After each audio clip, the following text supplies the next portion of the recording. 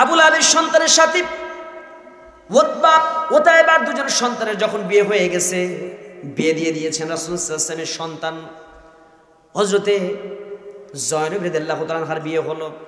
বিয়ে হওয়ার পরে আল্লাহ নবী তখন আল্লাহ নবী তখন নবী হিসেবে পৃথিবীর জমিনে নবীর সে দায়িত্ব তখন পান নাই, নবুয়ত তখন পান নাই, আগে বিয়ে হয়ে গেছে।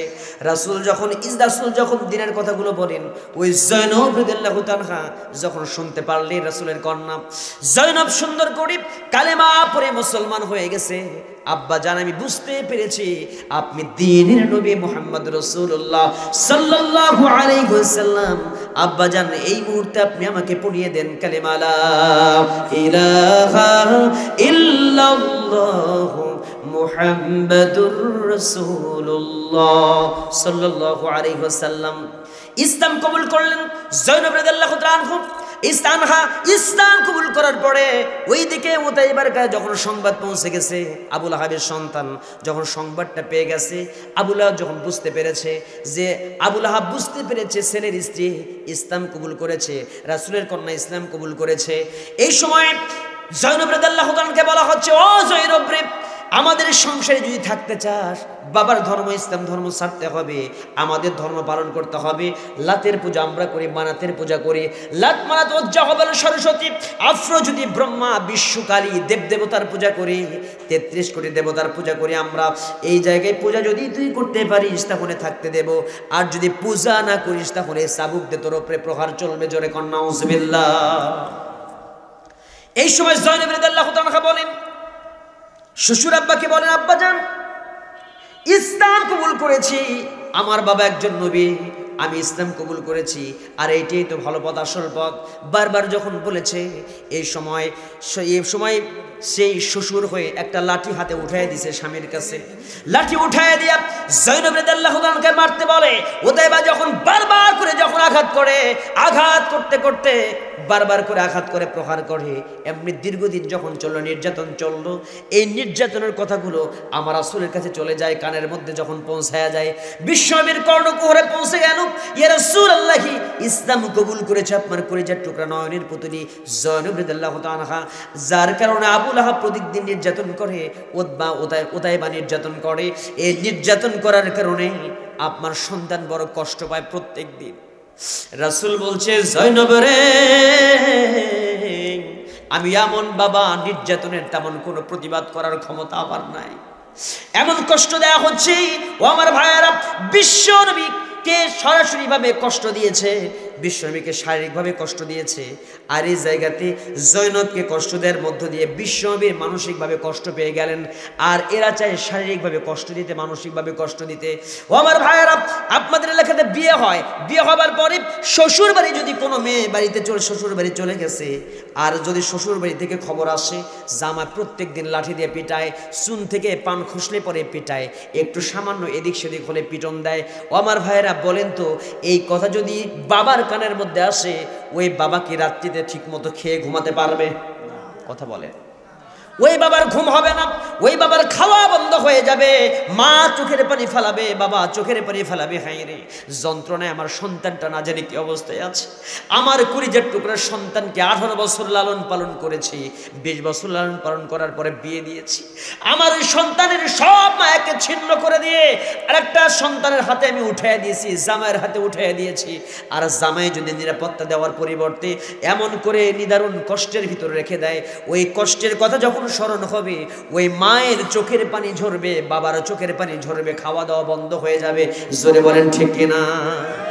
আল্লাহ নবীর একই রকম অবস্থা হয়ে গেল, মানসিকভাবে কষ্ট পেলেন, শারীরিকভাবে নির্যাতন রাসূলের উপরে চলতে আছে। এই অবস্থাতে জয়নব রাদিয়াল্লাহু তাআলার কাছে একদিন আবু লাহাব দাঁড়িয়ে এসে বলছে, এদিকে আল্লাহ রাব্বুল আলামিন হুকুম করলেন, রাত যখন গভীর হয়, সবাই যখন ঘুমিয়ে পড়েছে, ওই মক্কার 12 জন কাফির 12টা গোত্র থেকে তলোয়ার নিয়ে এসে রাহিকুল মাকতুম কিতাব পড়লে পাবেন, ঠিক রাত হবে যখন 12টা, রাসূলের উপরে 3টে ষড়যন্ত্র করেছে। একটা ষড়যন্ত্র দারুন আদওয়ার বৈঠক, 49 জন সদস্য তারা বসে বসে বৈঠক করতেছে, আলোচনা লম্বা হয়ে যায়, তারপরে একটু পয়েন্টটা মনে হলো বলবো নাকি। রাত 12টা বাজে পরামর্শের আগের দিন পরামর্শ করেছে, মুহাম্মদ বড় জ্বালা শুরু করে দিয়েছে, এই মক্কার জমিনে মুহাম্মদকে রাখা যাবে না, নাগরিকত্ব বাতিল করে পাঠায় দাও। এই সময় ওই জায়গায় নজরবাসীদের রূপ ধরে, বৃদ্ধ মানুষের রূপ ধরে শয়তান বসে বলতেছে, খবরদার এই হুজুরকে যদি মক্কার জমিন থেকে মিশরে সিরিয়ায় পাঠাও তাহলে ওই জায়গায় ইসলামের কথা বলবে। ইসলামের কথা বলার কারণে মুহাম্মদ তো জাদু জানে, সমস্ত মানুষ মুসলমান হয়ে গিয়ে এক পর্যায়ে কয়েকটা দেশের মানুষ মুসলমান হয়ে মক্কায় এসে তোমাদের সবাইকে বিতাড়িত করে দেবে, ক্ষমতা থাকবে না, মক্কা বিজয় হয়ে যাবে। তাহলে হুজুরকে বিদেশে পাঠায়াও কোনো শান্তি। তাহলে দ্বিতীয় নাম্বার প্রশ্ন উত্থাপন করা হলো, তাহলে একটা কাজ করা হোক, এই মুহাম্মদকে আমরা যাবজ্জীবন কারাদণ্ড দেব। বলে আরে পাগল, যাবজ্জীবন কারাদণ্ড দিয়েও লাভ নাই, কারণ এই মুহাম্মদ তো এমন মানুষ, ও জেলখানার ভিতরে থাকলে যে জাদু জানে, মুহাম্মদ কোরআনের কথাগুলো বলবে, কোরআনের সুর শুনে এই মুসলমান সব ডাকাত, লম্পট, ছিনতাইকারী, ধর্ষক এরা মুহাম্মাদের কাছে আসলে ওরাও আল্লাহর ওলি হয়ে যাবে। দেখবে জেলখানার ভিতরে একটা দুর্গ ঘাঁটি তৈরি হয়েছে, তখন জেলখানার সব মুসলমান হয়ে গেছে, তোমাদের আর উল্টা বাস দেবে। কথা কয় নাকি? তাহলে হুজুরের জেলখানা থুইয়াও কোনো শান্তি, কারণ এই কোরআনের পাওয়ার আছে না নাই? কোরআনের সুর এত সুমধুর, কোরআনের সুর এত সুমধুর, শুনে মোরে ক্লান্তি হয়েছে বিদূর। কোরআনের সুর এত সুমধুর, শুনে মোরে ক্লান্তি হয়েছে বিদূর। লম্বা করা যাবে না, আপনাদের ঘুম ধরে যাবে। দ্বিতীয় নাম্বার বলছে একটা কাজ করা হোক, তাহলে মুহাম্মদকে জেলেও রাখবো না, আরেক জায়গায় পাঠাবো না, তাহলে হত্যা করি। আরে পাগল হয়েছে বেটা, কুরাইশ বংশের দাপট আছে না নাই? এই এলাকায় দেখবেন কিছু বংশের লোক যদি বেশি থাকে, সৈয়দ, পাঠান, পরামানিক, সরকার আছে না নাই? দেখবেন এলাকায় গোষ্ঠী, দেখবেন যে এলাকার না হলেও কমপক্ষে এক ডাক দিলে মামাতো, খালাতো, চাচাতো, দুলা ভাইতো, সব ভাই একত্রিত হইলে পারে ওরাই 150 জন মাঠে বাড়াবে, এরকম ল্যাঠেল ভাই না আছে না নাই? ওই রকম ব্যক্তির দেখবেন ওই পরিবার বা ওই বংশের বিরুদ্ধে কেউ লাগতে কিন্তু একটু হিসেব করে লাগে, কয় না ভাই ওদের সাথে লাগলে যে জোট বাটাম ফাটাবে। কথা কয় না কেন? বক্কায় কুরাইশের দাপট কম না বেশি? আমির হামজারও দাপট কম না বেশি?